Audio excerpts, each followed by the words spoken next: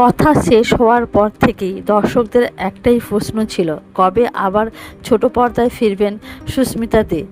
অবশেষে সেই অপেক্ষার অবসান হতে চলেছে বলেই জোর গুঞ্জন। এর আগে শোনা গেছিল আদিত্য রায়ের নতুন ধারাবাহিক কুমকুমে নায়িকা হিসেবে দেখা যেতে পারে সুস্মিতাকে, কিন্তু ধারাবাহিক শুরু হলেও সেই জল্পনা সত্যি হয়নি।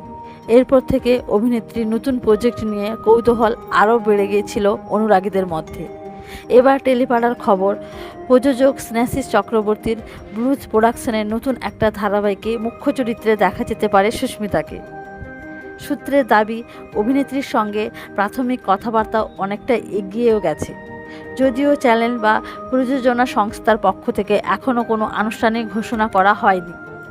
আরও জানা যাচ্ছে, এই নতুন মেগায় সুস্মিতার বিপরীতে কোনো নতুন মুখকে সুযোগ দেওয়া হতে পারে। নতুন অভিনেতাদের সামনে আনার ক্ষেত্রে স্নেহাশিস চক্রবর্তীর আগ্রহ বরাবরই পরিচিত, তাই সেই সম্ভাবনাই বেশি বলে মনে করা হচ্ছে। অন্যদিকে কথা ধারাবাহিকে সাহেব ভট্টাচার্যের সঙ্গে সুস্মিতার জুটি দর্শকদের কাছে ভীষণ জনপ্রিয় হয়েছিল।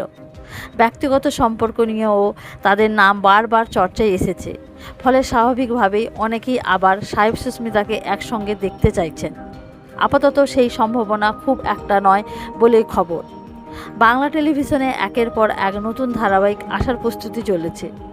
সেই ভিড়েই যদি সত্যি সুস্মিতা দে ফিরতে পারেন, তাহলে তার প্রত্যাবর্তন যে দর্শকদের কাছে বড় চমক হতে চলেছে।